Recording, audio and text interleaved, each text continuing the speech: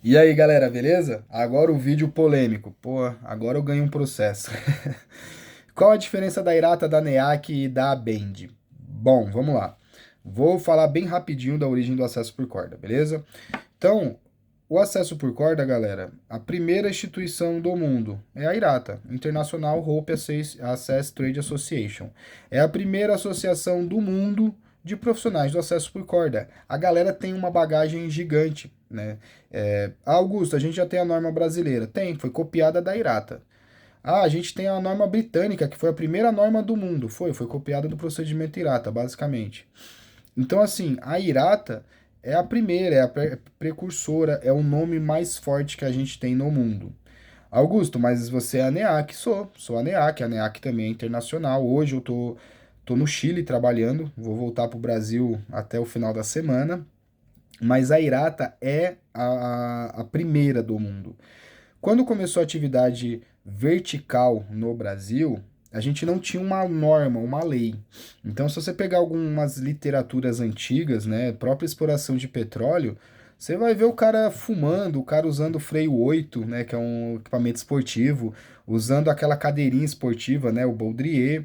Então, não tinha muito padrão e tinha muito acidente. A Petrobras foi uma das precursoras aí na na captura de mão de obra de acesso por corda. Na plataforma de petróleo não tem muito como montar andaime para todo lado, como usar escada. Então, assim, foi uma dos setores que mais demandou mão de obra de acesso por corda. E como no Brasil a gente não tinha procedimentos e padrões, tem um histórico de acidentes. Então, o pessoal do petróleo começou a exigir que os alpinistas fossem certificados pela IRATA. De começo a galera tinha que ir lá para fora para fazer o curso. Depois a Irata começou a certificar os profissionais aqui no Brasil. Então no começo não tinha alpinista, tinha Irata. Em 2015, quando veio a norma para o país, a Irata ficou um tempo sem poder certificar. 6 meses, galera. Por quê? A norma saiu aqui e deu um prazo muito pequeno para as organizações atenderem a normativa nacional. Questão burocrática, de papel. A ABEND, que é uma organização brasileira, já estava de olho nesse movimento. Então, antes da lei da NBR ganhar peso de lei, né, ela já vinha fazendo esse trabalho de preparação para atender a norma brasileira. Quando eu falo atender, não é de procedimento de segurança, de manobra, não, é de burocracia.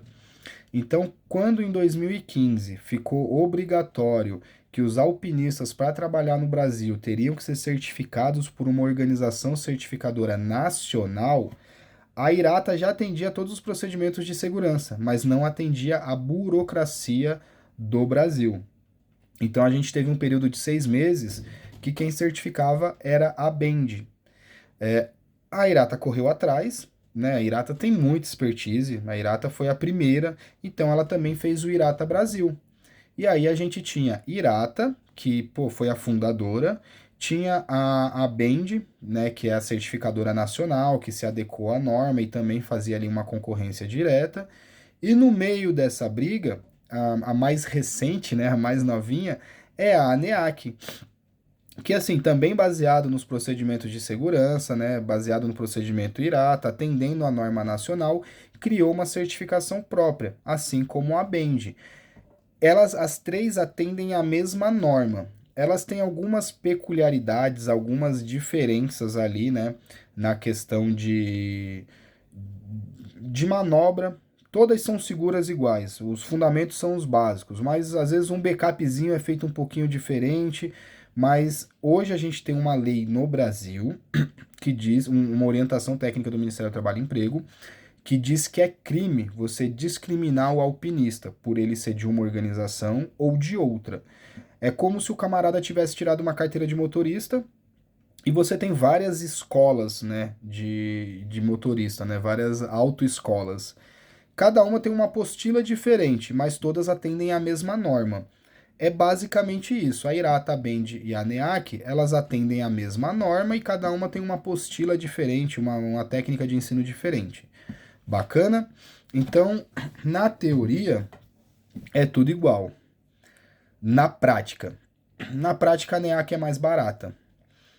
A ANEAC atende a mesma norma que a IRATA, mas ela não tem algumas dificuldades, algumas entraves que a IRATA tem, com questão de datas, de certificação. Por outro lado, a ANEAC, ela tem alguns procedimentos, né, das manobras que são um pouquinho mais complexos que a IRATA. A IRATA, ela simplificou algumas manobras em função do tempo de resgate, e a ANEAC, ela já trouxe padrões de segurança em algumas manobras um pouco mais exigentes, que tem um nível de backup maior, sem frescura, papo reto. A prova da ANEAC é mais difícil. Papo reto, galera. Eu sou instrutor da ANEAC, né? A minha primeira certificação eu trabalhava numa empresa que era um centro de treinamento ANEAC, então a empresa exigiu que eu fizesse a NEAC e na época era mais barato.